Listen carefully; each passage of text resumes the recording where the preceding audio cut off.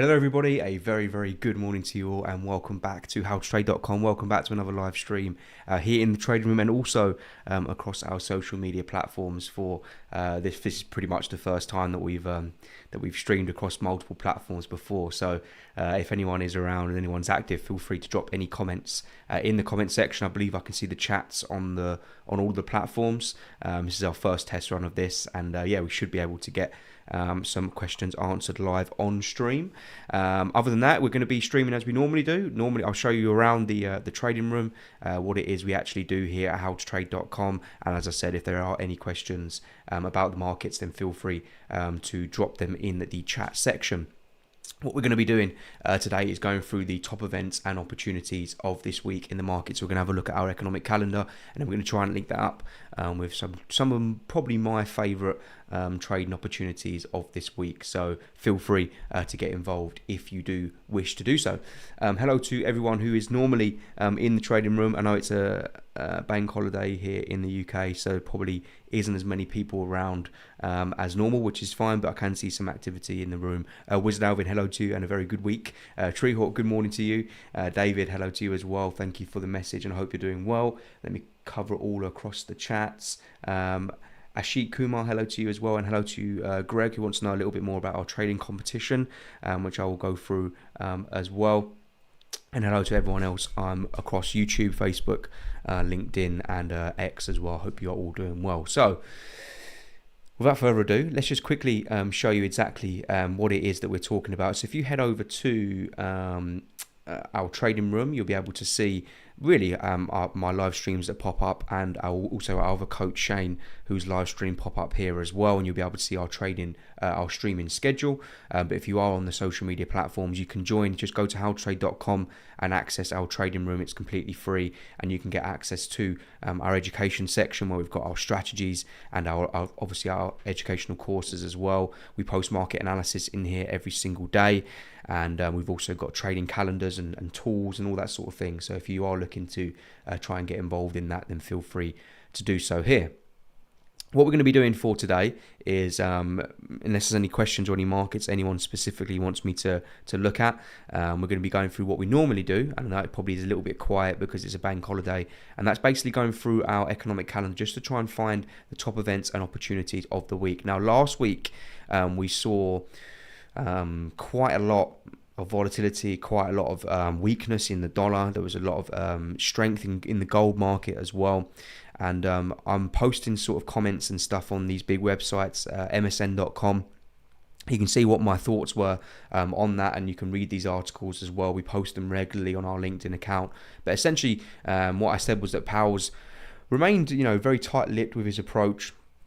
But when he came out in the Jackson Hole at the end of last week, he made it very clear that the time has come for the interest rate cycle to reverse its direction and start to bring interest rate cuts to the table. So that's likely to start from September. That brought a lot of excitement to risk asset traders like gold, the NASDAQ, all the stock indices really were up as a result of that. And the dollar took a severe hit to the downside as a result of that. And as we head into this week, if I just head over to howtotrade.com, which is our website, which you can have a look at. And let me just, when the actual page loads, I'll show you exactly what I mean. Probably some streaming across multiple platforms. And whilst that's loading, let me check if there's any other messages in the room. Bobby, hello to you. A very good morning to you, and I hope you're doing well. If you hover over the resources section, and then you go down onto resources, and then go down onto trading tools and scroll down, you'll be able to see our economic calendar, and it's really well laid out and really easy to follow as well. And essentially what I do every single Monday in the trading room, and I'm going to do it of course across these social media platforms as well, it's every single Monday at the same time. I'll be live basically giving a rundown of what to expect this week. Now the way that I do that is when you go over to the economic calendar, if you click on the next 7 days, and then you filter the impact to high impact, what you basically get is a rundown of all of the high impact news events that we've got coming out this week. And as traders, it's really important to know when those events are coming out, because it gives us an idea of when to expect volatility. And that's the main thing. Now, If we start off at the beginning of the week, we're on the 26th of August. It's a bank holiday here in the UK. It's fairly quiet out there. And there isn't any high impact news event to worry about today.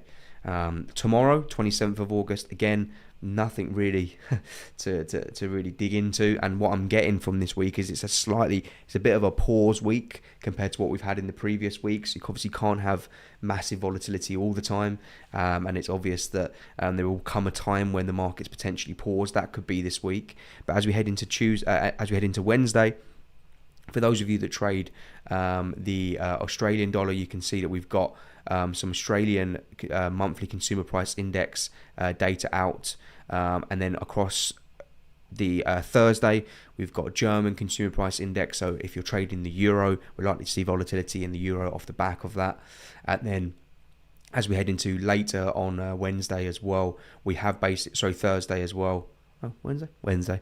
We have got the GDP figures out of the US. So for those of you that trade US related markets, dollar, gold, that probably we're going to start to see that volatility come in on Wednesday afternoon when we get the gross domestic product figures out. And then, as we head into the end of the week, really, it's a busier end to the week. We've got the core personal consumption expenditures price index, which is an absolute mouthful, but it's called the core PCE, which essentially is the Federal Reserve's primary gauge of inflation. So that will be volatile. And then we've also got European CPI data out in the morning on that day as well.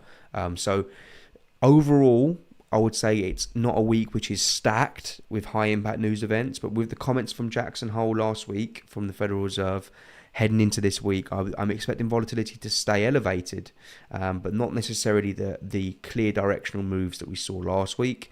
Maybe a continuation of that into the beginning of the week, but probably likely to see the volatility more at the back end of this week when we've got European inflation and also US inflation as well. Okay, good stuff. Right, let's just quickly have a look now at some of the things that we've got going on at howtotrade.com. If you are interested in a trading competition, we've currently got that live right now. And you can see that the competition is your chance to basically win up to $10,000 in real cash prizes.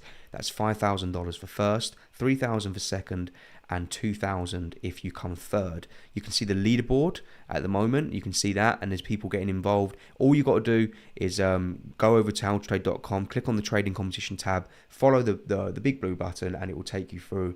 And actually, you can get involved in that competition, which ends on September the 12th, I believe. So it's a month-long competition. So it's been going on a little while. Started on August the 12th and it ends on September the 11th. We've already got nearly 5,000 people getting involved. So feel free to come and join in if you do wish so. As well, if you are looking to trade with if you want to come and join us at How to Trade and you want to get stuck into the educational courses and you're looking to potentially get a brokerage account, then we own Switch Markets. Switch Markets is us. It's our partner broker. So if you come over and you want to look to open a free, maybe just even it's a demo account, if you head over to switchmarkets.com, you can actually get a VIP trading account where you trade in really just $250 per one lot. And that's up to 2,000 markets. That includes stocks as well. 0% deposit and withdrawal fees. So I'd recommend that you come and check that out as well if you do wish to do so. Okay, right then. Let's head over to the markets. This is the stuff we want. Let's have a look to see where really the top events, we know the top events, the top opportunities could potentially come from this week. So let's start with the US dollar. So I'm going to head over to the dollar index, which obviously, as we know, has been taking a little bit of a battering over recent weeks. More significantly, the thing that concerned me about the dollar is what was previously massive support, daily support, here at around 100 points, around say 100.5 was clearly supported in the past. 31st of January 2023 acted as support on numerous occasions in this period in April 2023. Yes, we had a little bit of a close down below here back in July, and then December last year as well, again that acted as support. We actually created what's known as a demand zone or an order block here around that 100.5 level. But last week we showed the initial signs of reaction from that order block or that demand zone with this candle on Thursday, and then the comments from Powell on Friday really showed really what we should expect from the dollar in the next coming weeks or months, and that's probably more weakness. We actually can see we're threatening to close now below where this demand zone is. A difficult market to try and get involved in, but as of right now, for me, it remains clear that what we're going to be looking to do is sell any pullbacks in the dollar. I think potentially what we might see in the dollar is at least a test of 100 coming in the next few weeks, and then potentially we may see that bounce, because obviously we have come quite far from June. Really, you can see that the dollar's been on really a tear to the downside, creating numerous bearish flags and moving lower. And I think that potentially what we may see is a test of 100 before we get that bounce. Now, the way that we'd sort of put up is obviously on the dollar-related pairs. Pound dollar, euro dollar, dollar yen, I think is a really good market to potentially try and trade this continuation to the downside. And I think that maybe what we could be seeing in dollar yen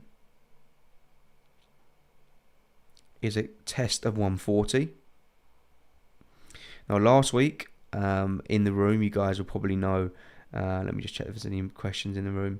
You guys will know that I was looking for the dollar yen to maybe come up and test 150 before the next move lower, but obviously Powell's comments have been completely blown that out of the water.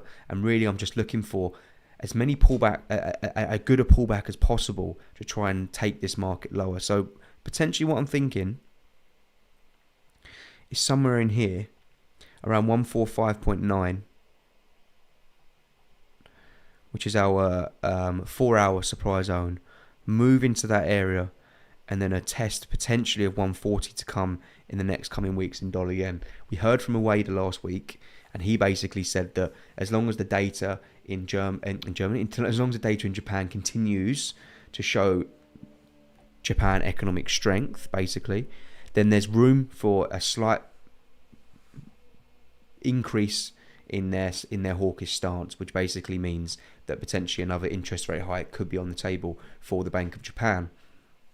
That would mean a continuation in the downside potentially in dollar yen, and that's why I think that we could be seeing 140 in the next coming weeks, and that's probably my favourite way to play that sort of dollar weakness. Asuola Sheriff 552, hello to you. I hope you're doing well. He's just sent me a message saying, do you think intraday trading is more profitable than swinging? Well, it depends on the individual. I would say that what the nature of intraday trading is that if you are someone who likes to take on more risk and you're comfortable with that, then intraday trading is good for you. But you need to be aware that if you're intraday trading over swing trading, you're probably going to need to be someone who, if you're swing trading over intraday trading, you need to be someone who can handle patience. If you're someone who's not very patient in the markets and you want to be in and out of the markets, an intraday position is for you. The answer to that question is there isn't one which is more profitable than the other necessarily. I know people who are good intraday traders and awful swing traders and good swing traders, and it's just completely down to personal preference. If you prefer more risk, if you prefer excitement, if you prefer being in and out of the markets, then try out intraday. If you prefer someone who likes to maybe not be on the charts all the time and just set a trade and then just walk away and see where it goes, then swing trading is the one for you. And I'll probably sit more on that fence. Okay, let's have a look at gold, because obviously a lot of people will be talking about gold. We called this absolutely perfectly in the room last week. Basically, what we saw was clear FEG or candlestick imbalance, whatever you want to call it. The 50% of that was tagged into basically to the point around that 2470 mark, and then since then we've been on a tear up to the upside, and it's hard to imagine why this week we couldn't see gold at least coming up and testing or really printing a new all-time high at 2532. Now, if you aren't in this trade already, it's probably a bit of a difficult one to get involved in right now. My best advice to you would be maybe to go down onto those lower time frames and just try as best as you can to try and get involved in some of it. Now, let me just try and turn on this indicator, see if there's anything that we could potentially get involved in gold from, because obviously really going to be looking to buy gold. We're not really looking to sell it unless you want to try and sell off a liquidity grab at this all-time high. Not really something that I'm looking to do personally, but yeah, if we go down potentially onto the 15-minute time frame, we could try and get in somewhere like this. Now, this is a 15-minute bullish order block as per, the Smart Money Concepts indicator. For those of you who aren't aware, I am a Smart Money Concepts trader. 9.1 to 1 risk reward if you were looking to play how you would normally trade a demand or order block zone, which is potentially... The only thing I don't like about it is you can see we've got some unmitigated zones down here at 2,500. I think if we could get down to 2,500, which I know is quite far away, but if we can get down to 2,500, that would be... And we haven't tested these all-time highs yet. That for me would be my favoured trade on gold. I'm not looking to buy it where it is now. If you are already in the trade, then I think you could probably argue that you're safe to trade this up towards all-time highs. Where we go from there will be really, really interesting to see. I also think as well is that if we look at the stock market, look at the Nasdaq, look at the US 30, I think as well we're shaping up for a weaker September. But before we do that, and I've been speaking with Shane a little bit about this, I think we could be running all-time highs before the next sort of slump lower. So we can see that we had, if I go actually move that out to the 4-hour time frame, quite a significant sell-off. We can see that quite clearly. Now, I think that potentially in the Nasdaq, we could be seeing another leg lower if the data continues to become weaker in the US and the Fed starts to cut rates. That actually could be a sign of stock market weakness. We've seen the biggest crashes in history come from when the stock market, from when the Federal Reserve announces cuts. So as long as the data remains weaker, we could see the stock market sell off still. If the data remains okay and that soft landing narrative continues to be driven by the markets, we could see a move up towards at least 19,938, probably a test of 20,000 this week, I could imagine.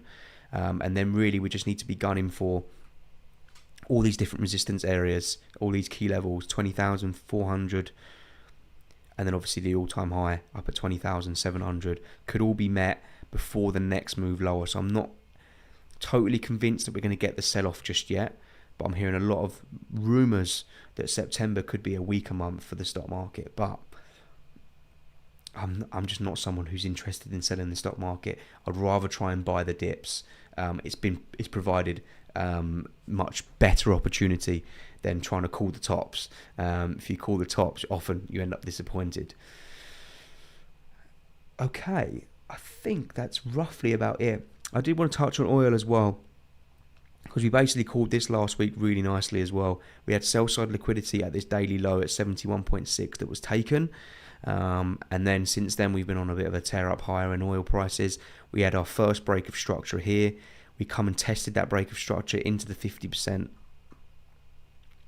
of this candlestick imbalance and then moved higher. If you don't believe me, if you head over to the market analysis section in our trading room, oil grabs liquidity now looking for a bullish reversal. I posted that 2 days ago, and you can see that really since that I've posted that, we're now up to 75. We're now breaking through this resistance area, and it looks to me like we could be coming up and filling in this fair value gap around that 77 up to 78 area in the markets, in the oil market at the moment. So interested to see how that one continues as well.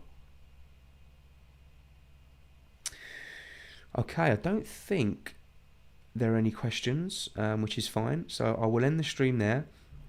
Just to let you know, this was our first, not our first stream in the room. We stream every single day, pretty much the same time. We also, you can see if I go onto our streaming schedule, you'll see that Shane's on later on. He's our coach over in the US, and we stream every single day. And these are going to be posted, these streams as well, across as many of the platforms we can get them live: LinkedIn, Facebook, YouTube, all of them. But if you do want to come and join us in the trading room, just head over to howtotrade.com, and you'll be able to get involved in the streams as well, and also benefit from all the other things that we've said, the market analysis, the education. But I will be streaming every single day live, roughly around 10 o'clock in the morning UK time, so make sure you're around then. Until then, I will catch you all in the trading room. I'll see you all. If you have any questions, I'll be active throughout the rest of the day. Probably going to be slightly quiet because of the UK bank holiday, but we'll see if we can get any moves towards the middle and back end of this week. Okay, thank you very much. Take care, trade well, and I'll see you all very shortly. Thank you.